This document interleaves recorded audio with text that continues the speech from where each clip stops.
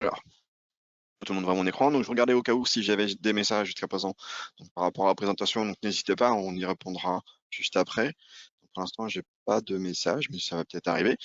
Donc, on va s'occuper tout de suite de la partie, donc le vif du sujet, c'est comment on prépare et comment on va gérer un petit peu nos parcours d'outils, nos préparations. Donc pour ceux qui connaissent pas l'interface Carveco, donc là le shell est démarré, vous le voyez en plein écran. Rapidement, vous avez ici tout en haut toujours le nom du logiciel avec le nom du projet ouvert. Ici tous les petits menus déroulants qui existent comme dans le version, c'est tout pareil.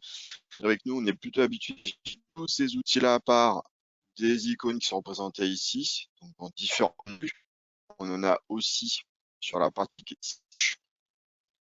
la zone graphique au centre, vue 2D, vue 3D, vous inquiétez pas, on va basculer dans quelques instants dans la vue 3D. Et la partie qui va être intéressante à déployer dans quelques instants, ça va être vraiment cette partie qui est vraiment la gestion de votre projet. Votre projet, c'est la création des vecteurs, des reliefs et les parcours d'outils. C'est ce à quoi on va principalement s'orienter ce jour. Rapidement, voici la pièce qui est créée. On s'est mis tous d'accord sur un type de pièce avec les différents logos des personnes qui vous font la présentation ce jour. Au centre, on a mis la carte de France qui permet de voir, parce qu'on est un petit peu dans différentes régions, donc on s'est dit autant mettre une carte de France, bien sûr, on n'a pas oublié la Corse, parce qu'elle fait partie aussi de carte de France. Donc cette carte-là, pour expliquer, c'est tout simplement une image IGN que j'ai pris, sur lequel j'ai fait un niveau de gris pour avoir une hauteur de relief que je suis venu plaquer après dans le médaille, vous voyez, dans la taille. Alors là, c'était la taille du cube, d'accord, du carré tout autour, fait 55 par 55. Donc c'est quand même assez petit. Et on voulait surtout garder un petit peu au niveau du niveau de gris, en fait, les dispersions pour bien montrer les différentes hauteurs du relief, on va dire, de la carte de France, mais aussi de l'accord. Et sans oublier ici, là, on est masqué un petit peu sur certaines cartes, perte ici au niveau du relief, sur toute la partie des Alpes, et là c'est plutôt bien prononcé. Après, je suis venu à la partie de la mer. Donc en fait, pour ce faire, on doit faire des calques, je vous le conseille fortement. C'est vrai qu'on aborde ce sujet-là de plus en plus en formation. Pourquoi le décalque? C'est que ça permet de trier. C'est-à-dire si on fait une erreur ou s'il y a un souci, que l'on veut modifier quoi que ce soit, dans le passé, on gérait très peu les calques, ce qui fait que on devait tout supprimer et tout recommencer. Là, aujourd'hui, on a toute la partie gestion des calques, donc si je vous les cache tous, qui nous permettent par exemple de jouer la base, un des etc. Donc je vais pouvoir inventer toutes mes entités les uns après les autres. Donc le but de ça, c'est de pouvoir faire toutes les modifications comme je disais avant, et éventuellement retoucher localement. Pour faire tous ces reliefs, bien évidemment, ils ne sont pas comme ça de manière anodine, il y a un peu plus de travail, et là où il y a le plus gros travail en amont à faire, c'est la partie des calques, vecteurs, et là c'est pareil. Pour ce faire, on a utilisé plusieurs niveaux de calque, et ces calques-là, en fait, vont me permettre aussi de définir mes différentes zones d'usinage. Et ça, c'est quelque chose qui est important. Si on souhaite ici des couleurs au niveau des calques, donc par exemple, là, vous voyez, j'ai un petit tracé, par exemple, pour faire une petite marque sur le logo. Ici, j'ai fait un petit tracé, vous voyez, pour le logo chaîne grave. Donc ça, c'est important de bien préparer son travail. Ça ne prend pas forcément plus de temps, faut savoir. C'est juste dans ce diapo, je dois faire cette entité-là. Je fais le calque, je mets les vecteurs dedans. Et après, derrière, donc ça prend pas forcément plus de temps, mais par la suite, ça va c'est pas ça risque, ça va vous en faire gagner. Et c'est ce qui compte, c'est ce qui est important, c'est gagner du temps après au final. Donc pourquoi? C'est que comme on a tout isolé et tout préparé, et de ce fait, on va pouvoir créer nos parcours d'outils. Donc le but, là, c'est pas forcément de rentrer dans les détails dans la création de la partie 3D. Le 3D, vous avez plein de tutos qui existent sur Internet. Donc le but de la présentation, c'était de vous expliquer un peu plus dans le détail la partie notion de parcours d'outils. Des parcours d'outils, vous verrez la vidéo dans quelques instants à la fin de ma présentation pour vous montrer l'usinage de cette pièce-là. Elle a vraiment été usinée sur une Datron M8, si ma mémoire est bonne. Je crois que ça doit être la dernière génération même. Non, c'était une Néo d'ailleurs. Pardon, c'était une Néo. Dernière génération. Donc, on voit qu'il y a à peu près 13 parcours d'outils en tout. Pourquoi 13? Alors 13, c'est parce que c'est le chiffre qui veut ça, hein, c'est pas grave, mais en fait, le but, c'était vraiment de dissocier les différentes zones. Alors, je vais vous montrer bien évidemment. Si vous souhaitez, je peux ouvrir toutes les fenêtres, vous expliquer. Donc, on est sur du petit, donc les outils sont de ce fait. Vous voyez, on est sur une ébauche. Alors ici, je peux vous faire apparaître. Donc, on a mis en corrélation avec la société chaîne gravure, avec son expérience qu'il avait au niveau de la partie usinage dans du laiton, et bien sûr les capacités de la machine, hein, parce que ça, faut bien sûr le prendre en compte aussi. Et de ce fait, on a créé un premier parcours type, toute la partie ébauche. Donc l'ébauche, vous voyez, en fait, on va bien chaque zone. Donc elle se fait sur un vecteur, c'est tout simplement le vecteur ici qui a été sélectionné à l'intérieur de la forme, pour pouvoir usiner ici à ça, quand on fait un parcours type, bah, je sélectionne le parcours qui va bien, pardon, pas le parcours, le vecteur qui va bien, et si je double-clique sur l'entité, hop, ok, là il va en mettre, hein. Aussi vous avez une zone vecteur sélectionnée, et par le logiciel, vous voyez, il resélectionne le vecteur. Donc, je vais pas relancer le calcul, hein, c'est pas le but. C'est ça, c'est comme ça que c'est fait. Donc, dans chaque entité, on a la possibilité, si on souhaite, de répéter ce type d'opération-là. C'est-à-dire que si vous avez l'habitude d'utiliser toujours le même style d'ébauche avec les mêmes paramètres, et ben on peut faire ce qu'on appelle instantanément, qui est ici, enregistré, et vous pouvez répéter cette entité-là, et vous pouvez même l'associer éventuellement à un nom de, de calque vecteur, mais par défaut, il faudra toujours laisser le même nom. Donc ça, c'est quelque chose qu'il faut aussi. Je vais bien sûr vous simuler l'ensemble du parcours d'IA. Vous verrez qu'il y a deux possibilités de simulation. Donc la plus connue, c'est celle-ci. La petite nouvelle, c'est celle-ci qui existe depuis 2-3 versions maintenant, je crois, un jour, on va dire, du logiciel. Donc si je fais simuler avec cet outil-là, le but de simuler avec cette notion de couleur, c'est que ça peut permettre d'identifier les zones où l'outil va prendre beaucoup de matière. Donc il ne faut pas avoir peur de zoomer. On dépend aussi d'une qualité d'affichage, donc de résolution qui existait dans les anciennes versions, dire Arkham, hein, pour utiliser ce terme-là, hein, pour ceux qui utilisent déjà Arkham dans le passé, mais ça a toujours existé, et c'est ça qui va permettre d'augmenter la qualité. Donc, résolution, rapidité, pour vous montrer le cheminement complet, je vais le laisser en standard, mais on peut aller très très loin dans le détail. Vous voyez ici, on a une résolution où les pixels seraient de l'ordre de 7 microns. On peut le personnaliser en dessous. Donc si je simule le parcours d'outils, voici le parcours d'outils. Alors c'est allé très très vite, hein, quand même. Là, il y a une notion de couleur. Les couleurs, en fait, c'est le système qui choisit. On définit ici.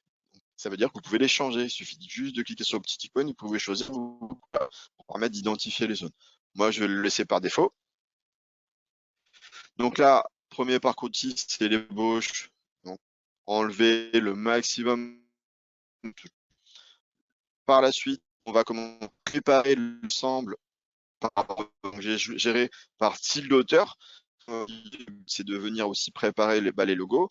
Je me suis dit, comme je suis descendu déjà là, je vais commencer avec l'outil, même géométrie d'outil, hein, c'est un outil différent, vous voyez, c'est 1.5. Préparer le dessus du logo d'Atron. Donc tout simplement, je peux lancer la simulation aussi comme cela, hein, ça peut marcher aussi. Donc là, on voit la petite zone qui a été reprise par couleur. Puis après, comme je suis ici, je vais venir vraiment chercher tout le fond, donc de cette partie-là, c'est vraiment enlever le plus gros, donc s'approcher au mieux de ma forme 3D, parce que bien sûr en termes 3D. Alors j'ai deux choix au niveau de la simulation, je lance tout individuel, c'est ce que je vais vous faire, et après je pourrais lancer le groupe complet, hein, pour ceux qui utilisent déjà le produit. Donc là, voici la première ébauche, on va dire finition des plats avec une phrase de 2.5. On vient reprendre ici, alors je peux vous le montrer aussi comme ça. Ça permet de voir un petit peu où va venir passer l'outil. Donc gratter, vous voyez, il va commencer à rentrer dans certaines zones. Donc c'est pour ça qu'on a commencé avec une phrase de 3, avec une phrase de 1. Donc, je vais lancer la simulation. Donc ça nous permet d'éviter toutes les zones. Et après, on vient chercher vraiment le nerf. En fait, on vient vraiment préparer toute l'entité avec un outil qui est beaucoup plus petit, une phrase conique avec un plat de 5 centièmes. Donc c'est dans Arkham, donc ça fait 1/10. Hop, et là, je vais commencer à tout préparer, fait de toute ma forme. Donc là, on a enlevé pratiquement le plus gros de la matière. Et là, on va pouvoir commencer à attaquer ce qu'on appelle logo. Donc chaque logo ont été définis. Donc là, par exemple, Le choix des outils est fait aussi par rapport à la taille du logo, hein. On a des logos que vous allez voir qui vont être très très petits. Donc le choix des outils ont un impact, bien évidemment, sur la qualité ressentie et ce que l'on veut faire apparaître en 3D. Donc là, ici, on commence d'abord par une petite ébauche pour enlever le maximum de matière avec une fraise de 1. Et derrière, on passe avec... Alors, vous voyez les paramètres à chaque fois. Après, on est passé avec une fraise conique qui va nous ressortir tout le logo d'Atron. Et j'ai répété cette opération-là, donc pas de manière identique, hein, mais presque, on va dire, sur l'ensemble des logos. Ici, on va voir la partie finition en fait de la carte de France et de la Corse, avec une fraise hémisphérique de 1. Le fraise hémisphérique, c'est quand même quelque chose qui est assez résistant. Plus petit, on est quand même sur du 1, donc c'est tout petit. Ça va permettre de vraiment dégrossir au maximum. Ça va laisser quand même un peu de volume de copeaux à certains endroits. Le but étant, c'est de ne pas non plus être dans un copeau mini. Si on est en un copeau mini, l'outil qui passe après derrière va plus marquer la pièce qu'autre chose. Donc il faut quand même laisser un peu de matière sur cette partie-là, pardon. Voici un petit peu les aspects. Donc là, on se rend compte que c'est pas forcément très très joli. Mais attention, c'est une semi-finition. Le but, c'est dans le maximum de matière. Et après, derrière, on va voir toute la partie finition. Donc, vous voyez, elle a bien pris les deux, hein, la France et la Corse. Et là, on a la finition avec, je vous remonte, fraise conique, là, de 1 centième. Par défaut, je le redis, c'est un duplex qui est défini dans le logiciel, par défaut. Et là, on voit tous les petits détails qui vont sortir. Donc là, on voit qu'on a vraiment franchi un grand pas entre ce que l'on avait juste avant et là. On a vraiment quelque chose qui ressort plutôt au niveau de l'écran. Et après, je vais poursuivre sur toute la partie logo. J'ai fait le logo un peu la même façon que le logo Zatron avec une fraise droite plus une fraise. Je vais déplacer un tout petit peu pour que vous puissiez voir. Donc, je vais lancer un par un. Donc là, on voit vraiment le volume de matière. Je lance celui-ci. Et là, on voit le logo Datron, le logo Carveco, pardon. C'est juste avant Datron. Même opération pour le logo application, un petit peu plus petit. Vous voyez ici, on a une petite fraise de 5 centièmes de plat. Parce que le logo est beaucoup plus petit. Et donc, de ce fait, on est obligé de passer un outil plus petit, bien évidemment. Donc, on va commencer par dégrossir le maximum de matière. Donc, j'ai pas fait simuler, pardon.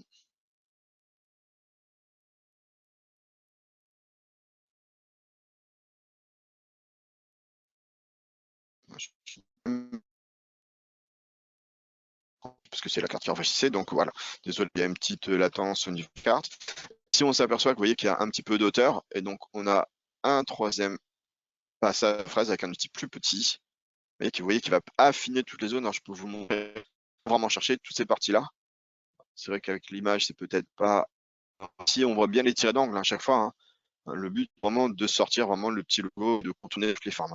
Vraiment avoir une identité qui est parfaite, on va dire. Hop, hop, je vais chercher. Même opération sur le logo de la société Chaîne Gravure. Donc, on commence par enlever le maximum et passage de la petite fraise, toc, pour venir chercher la qualité. Le petit passage qui a été fait, j'ai oublié juste avant du plat.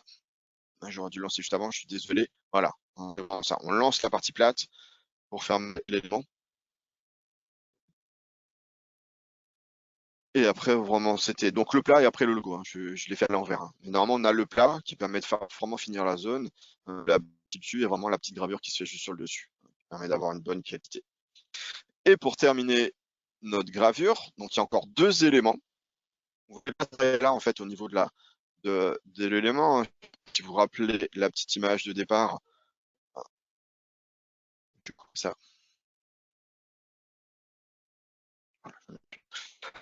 ne m'embêtera plus. Je suis désolé, je vais faire ça. Voilà. Donc, on ne voulait pas s'arrêter là en fond plat, parce qu'il y a un contournage pour avoir le format médaille. Hein. On voulait aller un petit peu plus loin. Au niveau de la réalisation, on voulait vraiment quelque chose d'un petit peu plus sympa.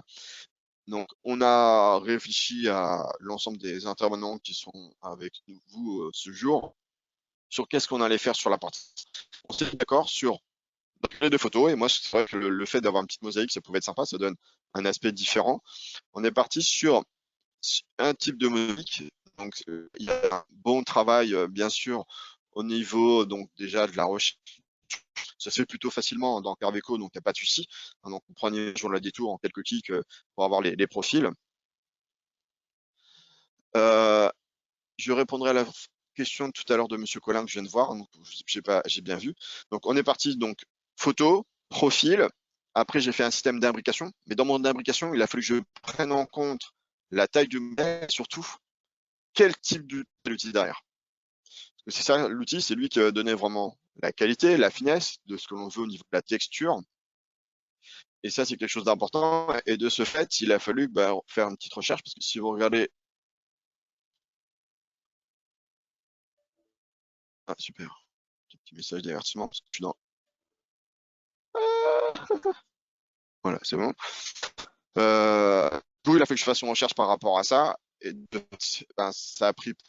C'était surtout pour voir un petit peu l'imbrication qu'il allait voir sur la pièce. Alors, je vais masquer tout ça, si je peux. Parce que là, on voit que toutes les couleurs sont affichées. Donc là, on voit les couleurs de la stimulation. Donc, ici, là, donc je vais masquer, parce que du coup, ça sollicite la carte. Allez. Voilà, on ne les a plus. Donc, voilà, là, on voit de manière différente. Donc ici, il fallait après penser la position en fait de chaque élément, prendre en compte le diamètre d'outil, bien faire attention que quand je fais ma forme, ça ne vienne pas manger mes textes et éléments. Donc là, il y a un plus gros travail de recherche, on va dire, et de préparation, vraiment que sur cette partie-ci. Et le résultat de simulation, je vais vous le faire tout de suite. Je vais lancer en couleur. Voici ce que ça donne. Donc c'est vraiment l'outil qui va faire tout le passage de ce tour et qui va c'est là. Pour terminer, donc plus grosse préparation. Et après pour terminer, pour avoir quelque chose un peu plus sympa, tout simplement ici un contournage extérieur pour finir la pièce et avoir les médailles que vous allez pouvoir voir en vidéo dans quelques instants. Alors avant de passer à répondre tout de suite à une question, vous parlez toujours d'un DXF, est-il possible de travailler sur du fichier STEP 3D? Alors, on peut importer un 3D directement dans Carveco, il n'y a pas de souci. On peut l'importer, ça peut des entités que vous avez trouvées par exemple sur Internet. Il y a des sites Internet sur lesquels vous trouvez des formes 3D existantes. On peut les importer, on peut les placer, on peut faire les rotations, etc. Alors, ce qu'il faudra faire attention, c'est un petit peu la forme 3D. On reste sur le logiciel Carveco, ce qu'on appelle une notion de bas-relief. Par défaut, j'insiste bien par défaut. C'est-à-dire quand on crée un modèle, c'est comme si vous partiez d'une feuille plate et vous déplacez des aiguilles sur l'axe des Z. Par contre, quand on part sur une notion de projet, on peut faire l'assemblage de plusieurs éléments. Donc ça, c'est tout à fait possible. Donc on n'est pas forcément que sur de l'XF ou de l'image, on peut aussi importer du 3D.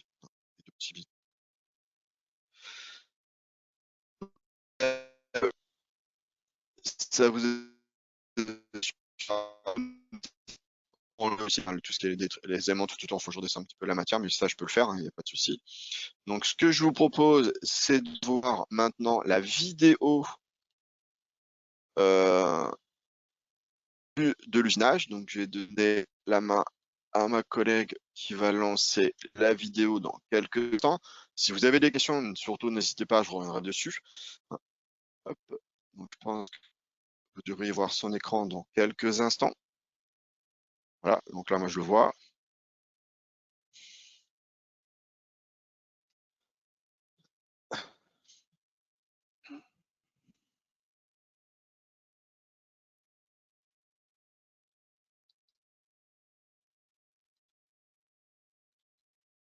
Donc là on voit le palpeur qui va négocier tout simplement la pièce.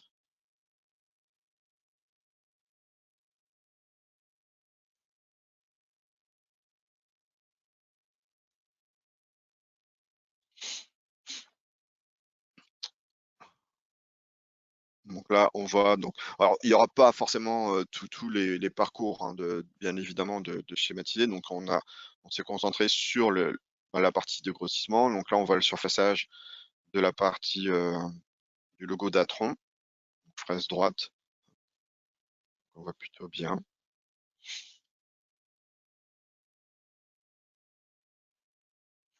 Donc ici, on commence la zone qu'on a appelé la finition des parties plates, hein, pour dégrossir. Là, on passe aussi la fraise qui va venir faire tout le détourage. C'était la fin, hein, sur les parties plates, faire le détourage, en fait, on va dire, tout le contournage extérieur de tous les logos et de la France. Donc là, on voit l'évidement, en fait, du logo de la société Chaîne Gravure.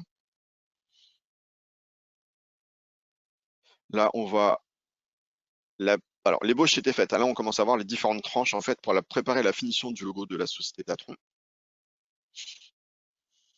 avec Cityrang. Donc là, on voit sur la fin, donc l'outil tourne tellement vite, là, on voit qu'il est pratiquement transparent. Donc la vitesse est due à ça et surtout la qualité de la caméra. Ici, on va voir l'ébauche ou la semi-finition, plutôt la semi-finition, pardon, de la carte de France.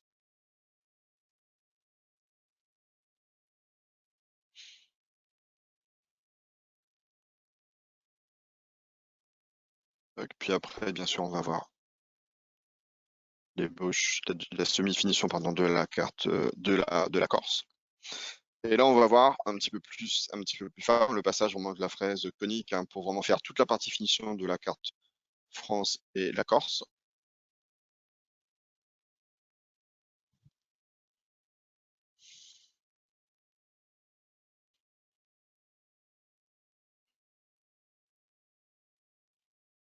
Là, on voit le logo Carveco.